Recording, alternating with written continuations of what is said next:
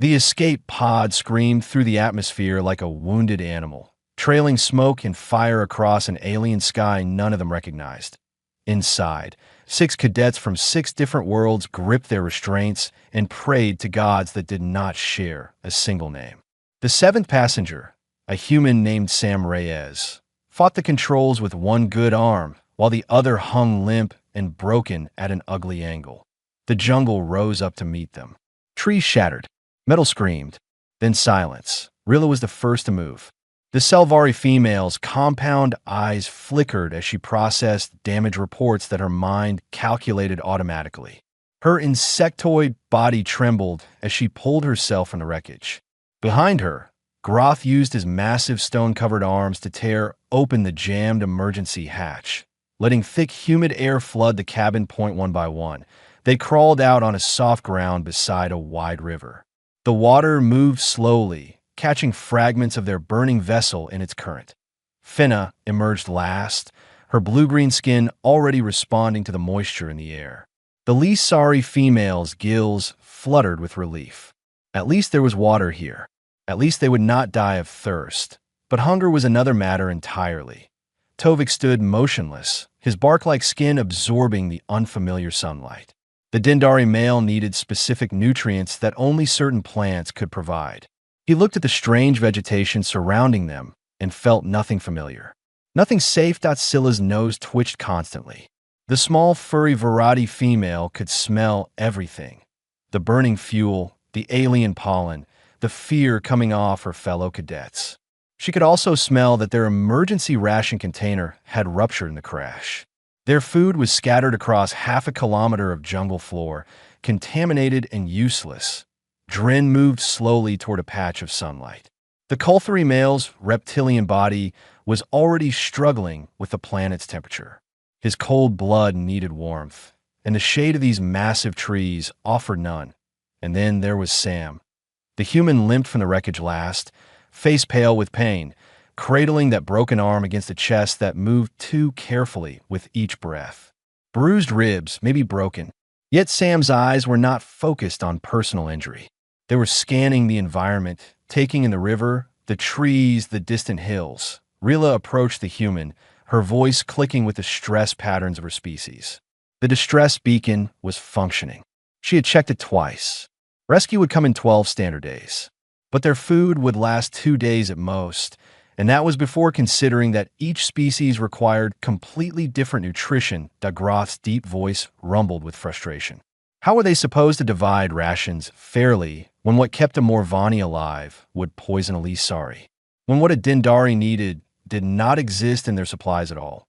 Finna suggested they draw lots. Decide who would eat and who would go hungry. It was the only logical solution. Sam said nothing. The human simply walked away from the argument, limping toward the riverbank. Scylla watched with confusion. Where was their senior cadet going? Had the human given up already? Humans were supposed to be resilient. Humans were supposed to be leaders. Every cadet at the academy had heard stories about human determination, human stubbornness, human refusal to accept defeat. This human was walking away from them. For 20 minutes, Sam disappeared along the water's edge. The cadets continued arguing, their voices growing sharper as panic set in. Tovik calculated his own survival window at 6 days without proper mineral intake. Drin announced that if temperatures dropped at night, he would enter a dangerous hibernation state within 3 days. Rilla's clicking grew louder and faster, a sure sign of approaching breakdown. Then Sam returned. The human's good hand was covered in mud. Bits of vegetation clung to Sam's uniform. But there was something new in those strange human eyes. Something that looked almost like hope. Sam told them to stop arguing about rations. They were not going to ration anything. Groth demanded to know what alternative existed. They had almost no food. They could not eat the local vegetation without knowing what was safe. They had no hunting equipment, no fishing gear, no food production capability whatsoever. Sam smiled. It was a strange expression, one the aliens had trouble reading. Humans showed their teeth when happy, which seemed deeply threatening to species like the Kulthari and Varadi. But there was no aggression in this display. Sam pointed to the river and said 4 words that none of them understood: that we build a kitchen. Finna asked what a kitchen was. Sam explained. A kitchen was a place where food was prepared. But more than that, a kitchen was a system. Inputs became outputs. Raw became edible. Dangerous became safe. On Earth, humans have been building kitchens for 100,000 years. They had kitchens in caves, kitchens on boats, kitchens in deserts and jungles and frozen wastelands. This river would become their kitchen, and they would not starve. That Rila's compound eyes shifted through confusion into something else. She asked how one injured human planned to feed 6 aliens with completely different biological needs using nothing but a river and some trees. Sam's answer was simple: WY remembering what humans used to be. Before the cities, before the technology, before the stars, humans were survivors. Humans found food where none existed. Humans turned hostile environments into homes. Sam looked at each cadet in turn and made a promise. No one would die on this planet. No one would go hungry, but they would have to trust a human, and they would have to work. Groth asked why they should trust someone they barely knew. Sam's response was quiet but certain. Because humans do not leave their people behind. And right now, like it or not, they were all Sam's people. The 6 aliens exchanged glances. They had no better options. They agreed to try. Dawn broke gray and heavy over the jungle. Mist rose from the river like spirits escaping the water, and the 6 alien cadets woke to find their human already working. Sam had not slept. The others could see it in those bloodshot human eyes, in the way the injured arm trembled when it moved. But complaints about rest were brushed aside with a shake of the head. There was too much to do. The first lesson began at the water's edge. Sam crouched beside the river and pointed at the surface. Beneath the slow current, shadows moved. Fish, dozens of them, swimming in lazy patterns near the bank where the water ran shallow and warm. Finna's gills fluttered with interest. Her people were aquatic, but they had long ago abandoned primitive hunting. The Lisari purchased their food from automated systems, grown in sterile tanks. The idea of catching a wild creature seemed almost barbaric. Sam explained that barbaric was just another word for effective. The human picked up a long, flexible branch and began bending it, weaving smaller sticks through the frame. Within an hour, Sam had created something called a fish trap. The design was ancient. Humans had used it for 10,000 years. Fish swam in through the narrow opening, but could not find their way out. Fenna watched with growing fascination. This was not technology. This was knowledge, passed down through countless generations. Knowledge that the Galactic Union had forgotten ever existed. Sam positioned the trap in the shallows and told Fenna to build 3 more. The Lisari female hesitated. She had never made anything with her hands before. Everything in her life had been fabricated by machines. The human simply smiled and said that everyone learned eventually. Groth's assignment came next. The massive Morvani was directed toward a section of the river where large stones broke the surface. Sam wanted a dam, not a complete barrier, but a partial one that would create a calm pool on one side. Still water was easier to fish. Still water could be filtered. Still water became a controlled resource. Groth lifted stones that would have required machinery on most worlds. His species had evolved on a high-gravity planet where physical strength meant survival. Here, that strength would mean survival again. By midday, a curved wall of rocks stretched halfway across the river. Water pooled behind it, clear and calm. Sam nodded with approval and moved to the next station. Rilla had been watching the water flow through the new dam, her calculating mind already running numbers. The human noticed and gave her a new task. They needed clean drinking water. The river might carry parasites or bacteria harmful to some species. Rilla would build a filtration system. The Selvari clicked with confusion. She was trained in navigation and mathematics. She knew nothing about water purification. Sam explained the principle. Layers of sand and gravel and charcoal, stacked in a container with holes at the bottom. Water poured in the top would filter through each layer, leaving impurities behind. Rilla's job was to calculate the right proportions, the correct flow rate, the optimal container size. Suddenly, the task made sense. It was just math. Rila could do math. Tovik received perhaps the most important assignment. The Dendari male could sense plants in ways no other species could. His bark-like skin contained receptors that detected chemical signatures, nutritional content, toxicity levels. Sam needed him to survey the local vegetation and identify anything edible. But Sam also taught him something new. On Earth, humans had developed techniques for testing unfamiliar plants. Rub a small amount on your skin. Wait for a reaction. If none appeared, touch it to your lips. Wait again. Then taste a tiny piece. Wait longer. Gradual exposure revealed dangers that might otherwise kill. Tovik absorbed this knowledge with something approaching reverence. His people had relied on established food sources for millennia. The idea of actively testing unknown vegetation was considered primitive and dangerous. Yet here was a human, casually explaining a system that had kept their species alive through countless hostile environments. That Scylla's senses made her the perfect scout. The small variety female could smell water sources from kilometers away, track animal movements by scent alone, detect fruit ripening in distant trees. Sam sent her into the surrounding forest with simple instructions. Find food, mark the locations, report back. Scylla had never hunted before. Her species had become civilized long ago, their keen senses used for art and science rather than survival. But something stirred in her as she padded through the undergrowth. Something ancient and forgotten. Her nose twitched. Her ears rotated. She was alive in a way she had never experienced. Drin posed the most difficult challenge. The Colthary male's cold blood was already slowing his movements as clouds blocked the sun. Without warmth, he would become useless within days. Sam assigned him to fire duty. A pit was dug near their camp. Drywood was gathered. The human showed Drin how to create sparks using the emergency kit from the pod, how to nurture small flames into lasting heat.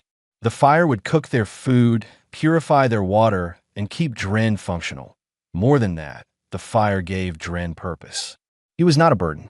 He was essential. By evening, the river kitchen was taking shape.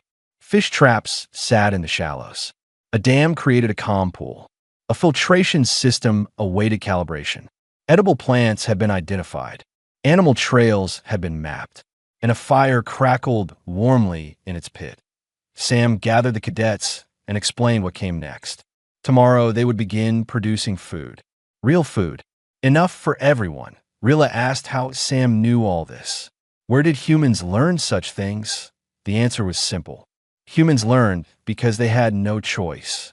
Earth was a death world. Predators everywhere. Poison in half the plants.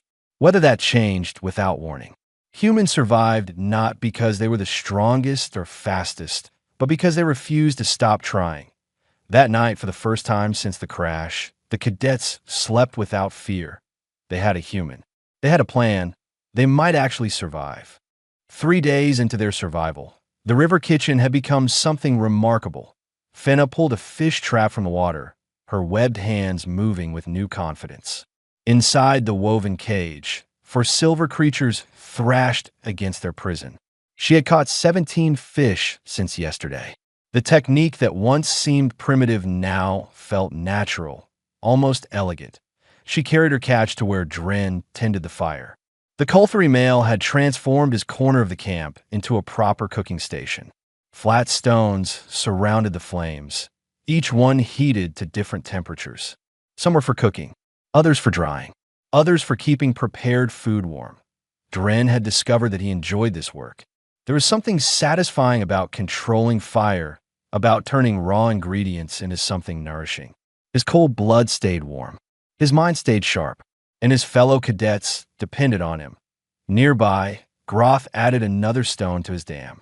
The pool behind it had become a small pond, calm and clear. He had even created a secondary channel that diverted water toward Rila's filtration system, reducing the work required to keep clean water flowing. The Morvani paused to watch the water move through his construction. On his homeworld, his strength was common. Here, it was exceptional. Here, he was not just another Morvani. He was the one who shaped the river that Rila's filtration system had exceeded expectations. Her calculations proved perfect. Water entered cloudy and emerged crystal clear, safe for all species to drink. She had even designed a storage system using hollow gourds that Scylla discovered in the forest. They now had enough clean water for days. But it was Tovik who had made the greatest breakthrough.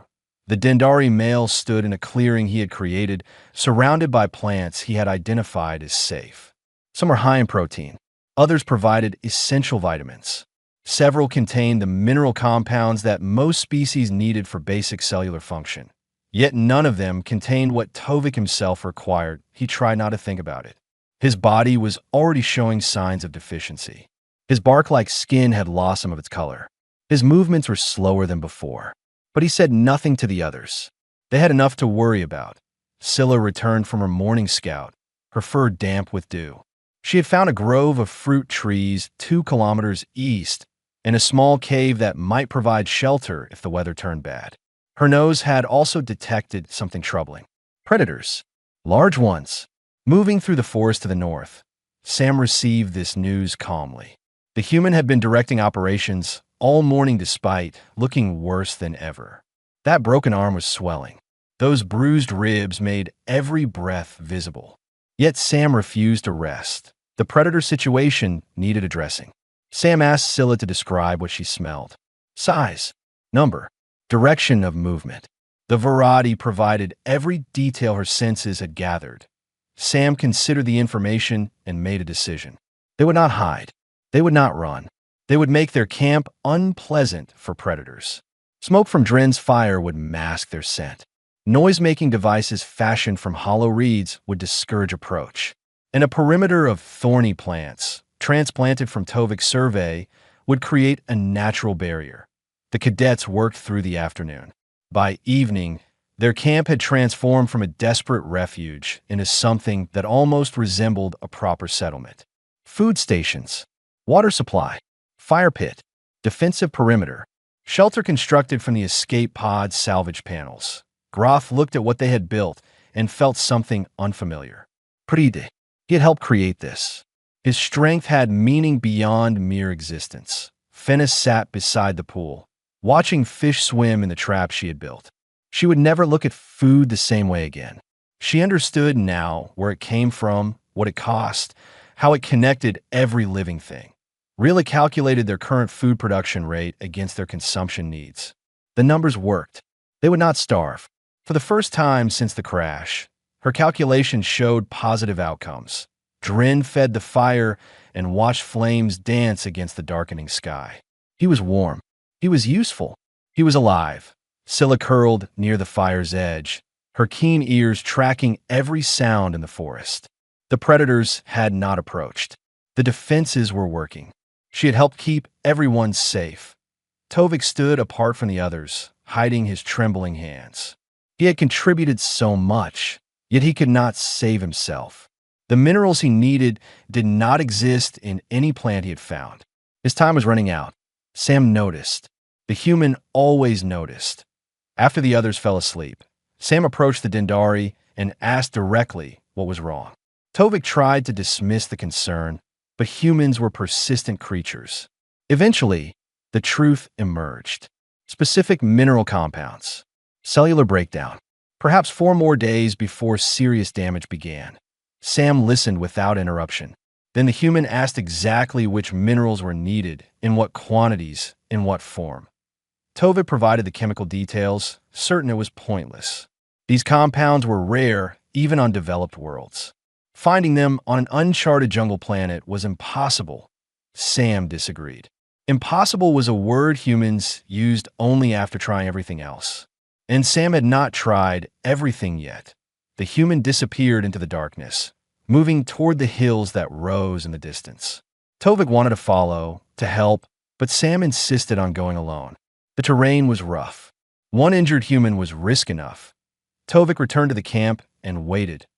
Hours passed. The fire burned low. The others slept on. And somewhere in the darkness, a human searched for a miracle. The sun had set and risen twice before Sam returned. Tovik saw the human first. A figure stumbling out of the tree line, covered in mud from head to foot, barely able to walk. The broken arm hung at an even worse angle now. Blood seeped through the makeshift bandages. Sam's face was the color of old bone, but the human was smiling. In Sam's good hand was a bundle wrapped in leaves. Clay. Rich, reddish clay dug from somewhere deep in those distant hills. Tovik could sense the mineral content from 3 meters away. His bark-like skin tingled with recognition. Sam collapsed at the edge of camp. The others rushed over, their voices blending into a confused chorus of concern and questions. Groth lifted the human easily, carrying Sam toward the fire where Dren had already prepared a warm spot. Rila clicked with distress as she examined the injuries. The broken arm had been rebroken, probably from a fall. The ribs were definitely fractured now. Internal bleeding was possible. Sam needed medical attention that none of them could provide. But Sam pushed away the concern and pointed to the clay bundle. For Tovik, the minerals were in the clay. Sam was certain. On Earth, animals ate clay to supplement their diets. It was called geophagy. Many species did it. Elephants travel hundreds of kilometers to reach specific clay deposits.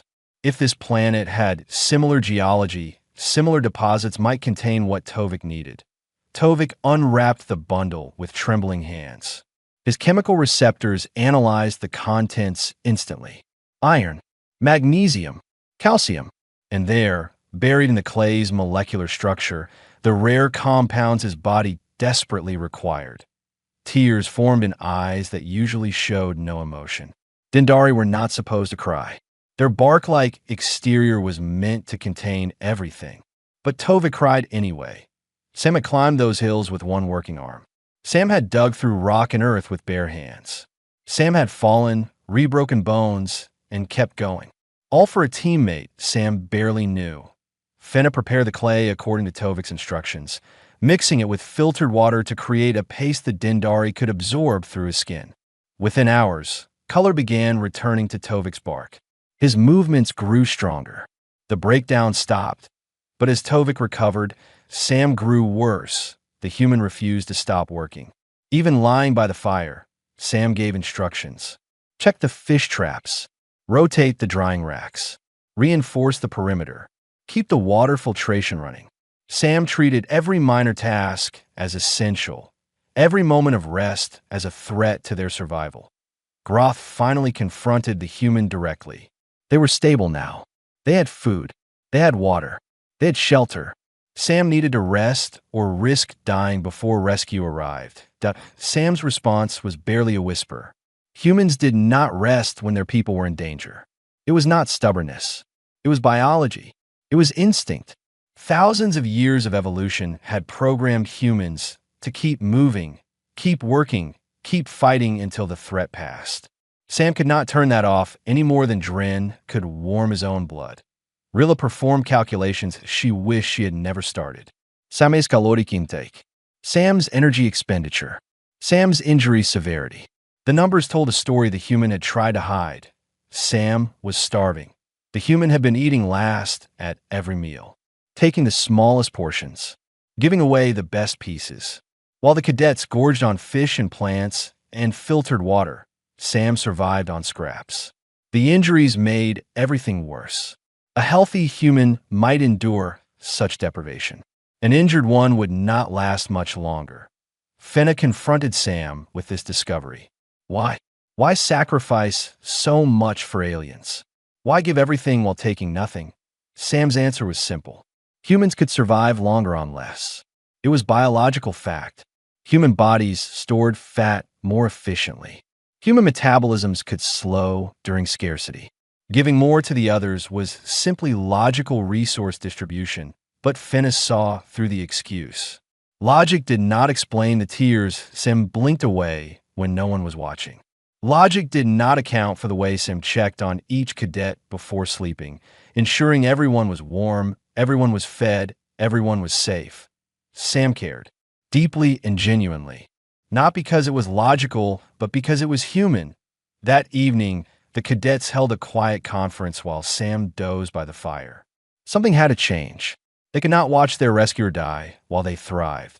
Groth proposed a new schedule. Sam would eat first at every meal.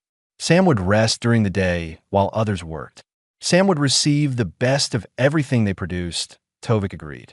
His life had been saved by human sacrifice. The least he could do was return the favor. Fenna would catch extra fish specifically for Sam. Scylla would find the most nutritious plants. Rila would calculate exact portions to maximize human recovery. Dren would keep Sam warm through the cold nights. They were aliens from 6 different worlds. They had nothing in common except this human who refused to let them die. Now they would refuse to let Sam die in return. When Sam woke, a plate of the finest food waited nearby. The human tried to refuse, to insist the others needed it more. 6 aliens disagreed. Loudly, firmly, completely. For the first time in days, Sam ate a full meal. And for the first time in days, the humans slept through the night. Recovery was finally possible. Day 8 brought rain that it fell in sheets, turning the ground to mud and the river to a churning torrent. The cadets huddled under the shelter they had built from salvage panels, watching their carefully constructed world struggle against the storm that Groth's dam held.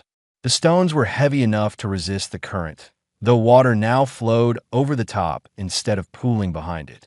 Rila's filtration system continued working, the increased flow actually speeding up production. Dren's fire had been moved undercover days ago, a precaution that now proved essential. Sam sat among them, still weak but visibly improved. Color had returned to those strange human features. The good arm moved with renewed strength. Even the broken one seemed less painful, though the human still winced when it shifted. Scylla pressed close to Sam's side. The small Virati had developed a habit of staying near the human, her keen senses always alert for signs of danger or distress. She had noticed something over the past days that she finally found the courage to mention. Sam did not lead like other officers she had known at the academy. Those leaders gave orders and expected obedience. They maintained distance. They projected authority through separation. Sam led by serving. Every decision the human made was designed to benefit others. Every action prioritized the cadet's survival over personal comfort. Leadership through sacrifice was the Virati's term for it, though her own people had abandoned such concepts centuries ago.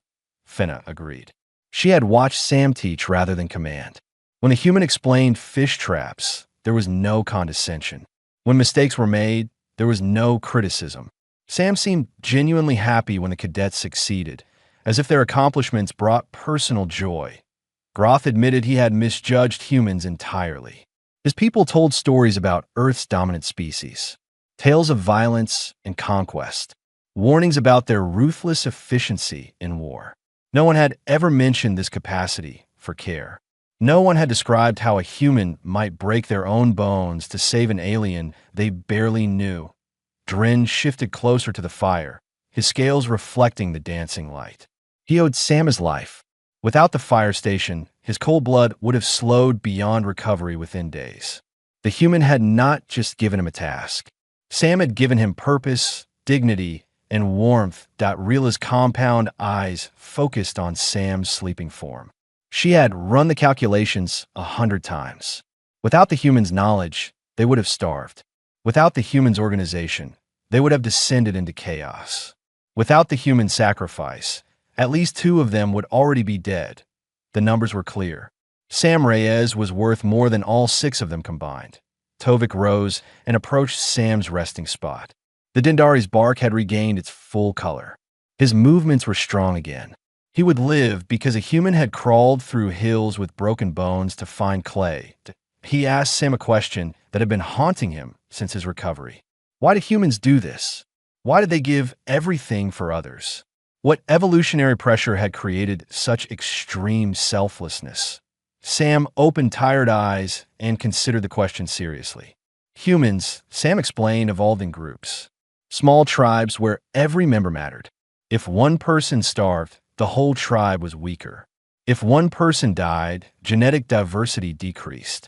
Survival meant keeping everyone alive, not just yourself, but it went beyond survival now. Humans had developed something called empathy. They could feel what others felt. Pain, fear, hunger. A human looking at suffering actually experienced a form of that suffering themselves. Helping others was not just altruism. It was relief from shared pain. Fenna asked if that applied to aliens too. Could humans feel empathy for species so different from themselves?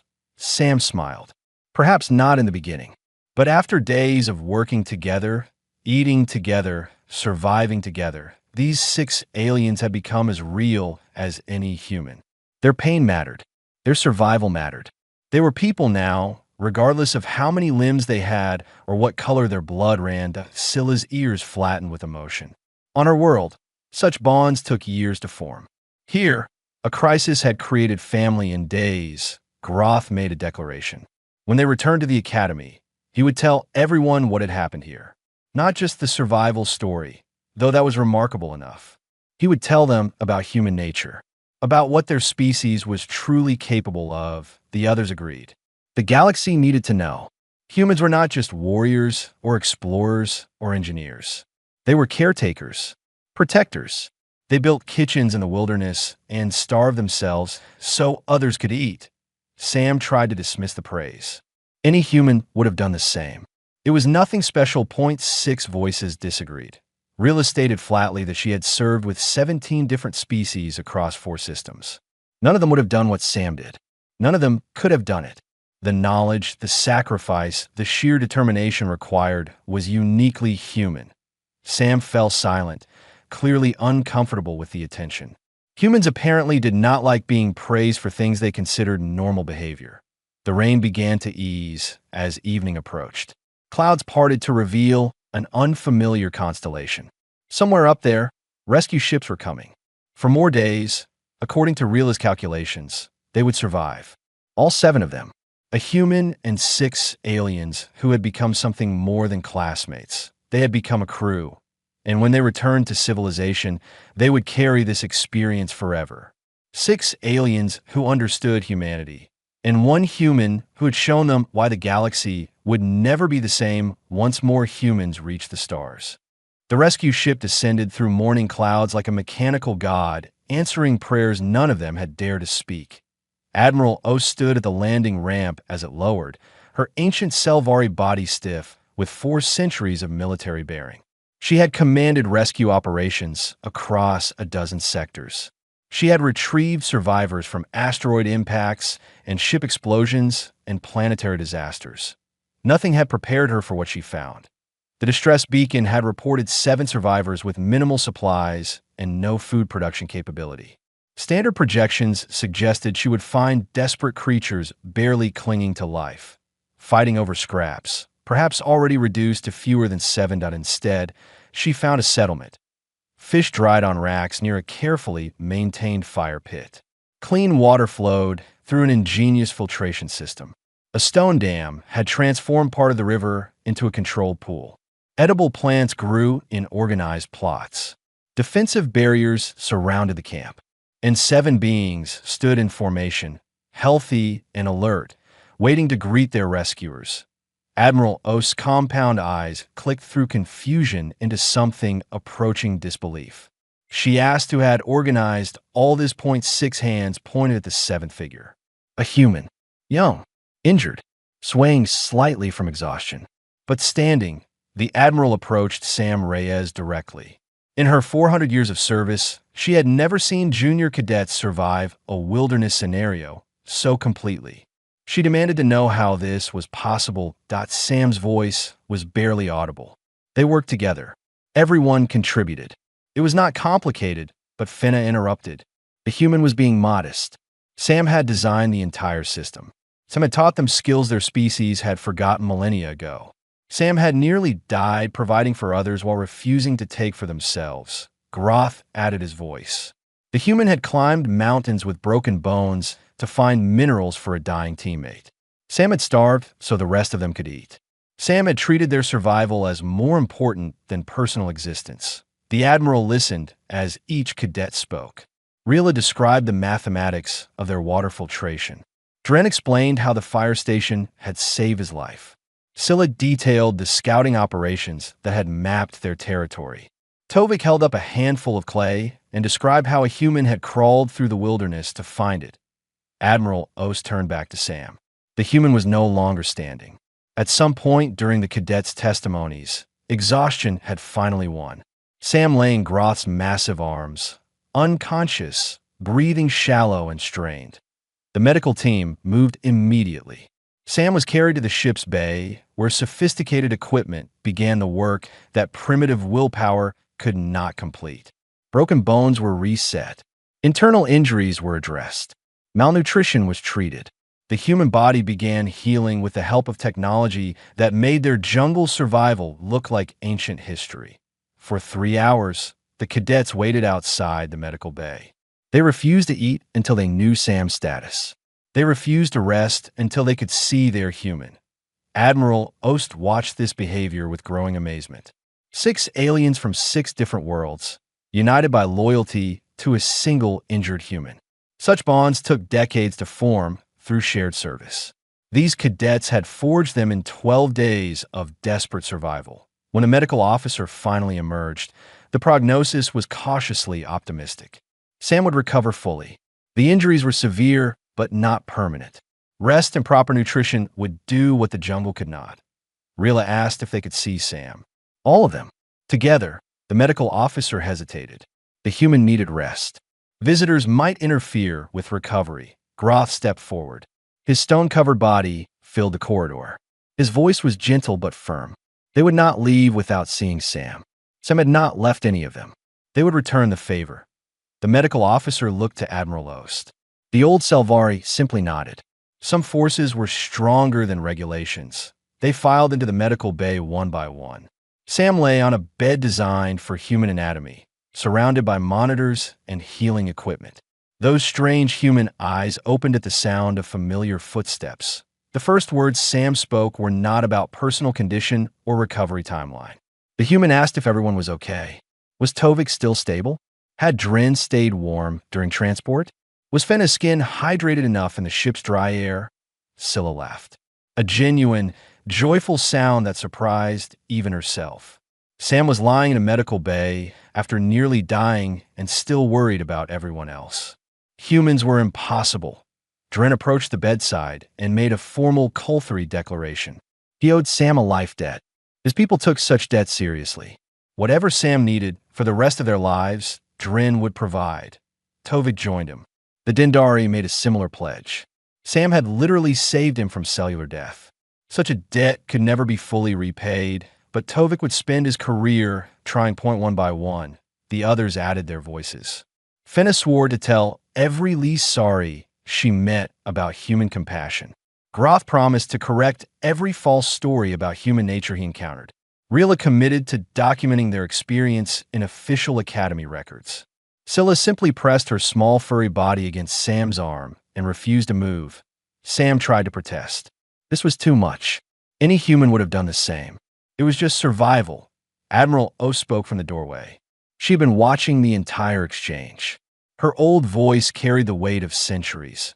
She told Sam that in 400 years, she had never seen any species do what humans did. She had seen courage. She had seen sacrifice. She had seen determination. But she had never seen a being so completely devoted to others that they forgot to save themselves. That was not just survival. That was something else entirely. Something the galaxy needed to understand. That Sam's eyes grew heavy as exhaustion finally claimed its due. But before sleep took over, the human managed one last whisper. Thanks for not letting me die. .6 alien smiled down at their human. That was what family did.